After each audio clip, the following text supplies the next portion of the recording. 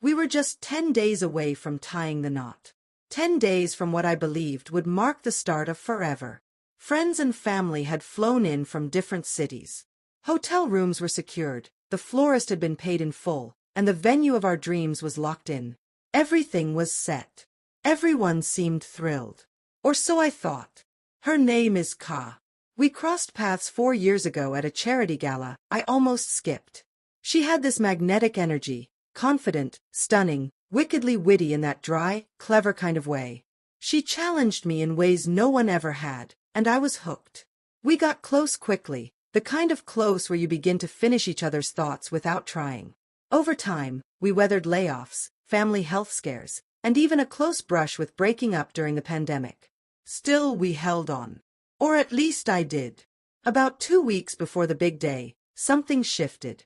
Ka became distant, snappy, irritated by little things. She chalked it up to wedding stress, a botched dress fitting, and her mom constantly interfering. I gave her space, picked up more planning duties, reassured her again and again that I loved her and that we'd get through it. I believed it. Until that night. It was a Saturday. Her friends had taken her out for a low-key bachelorette dinner. Nothing wild, she said. I picked her up around 11 p.m. She wasn't drunk, but definitely buzzed, laughing louder than usual, her energy erratic.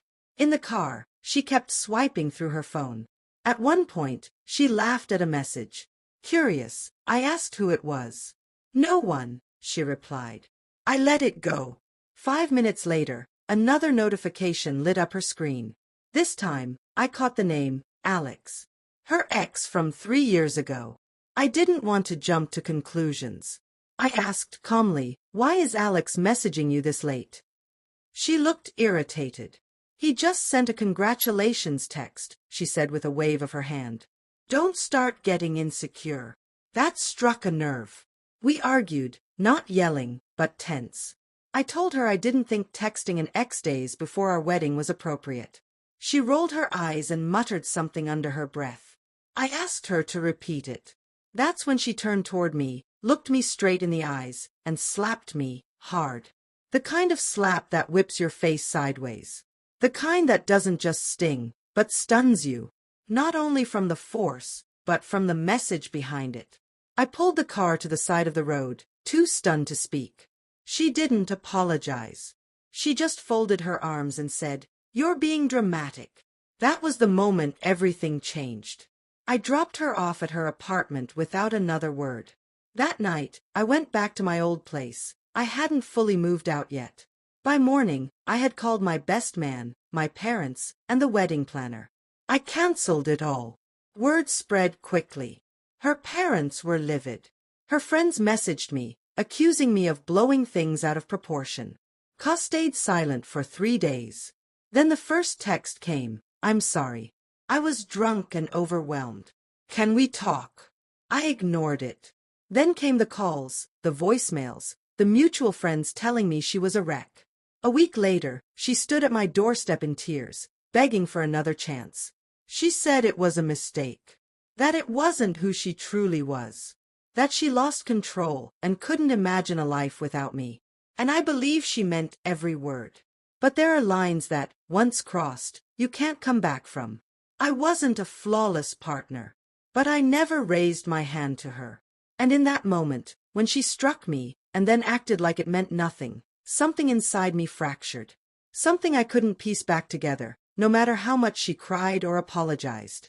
So I walked away from the woman I once imagined spending my life with. And strangely, I don't feel anger anymore. Just clarity. I'd rather live with the pain of walking away than the regret of staying with someone who thought it was okay to hurt me when things got hard. She still reaches out.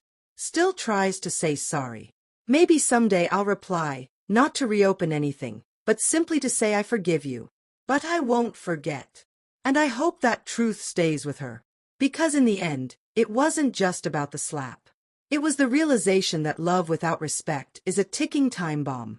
You can plan the perfect ceremony, book the most magical venue, and speak all the right vows.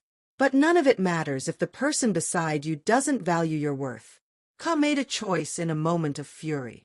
I made mine in a moment of clarity. Leaving wasn't easy.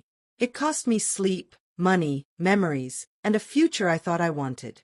But it gave me something far more important: peace, self-respect, and the unshakable truth that sometimes real love means knowing when to walk away. Maybe she's grown since that night. Maybe she's truly sorry. But I'm not the same man anymore either. I didn't lose a fiancé. I found myself. And I'll always carry the lesson she never meant to teach.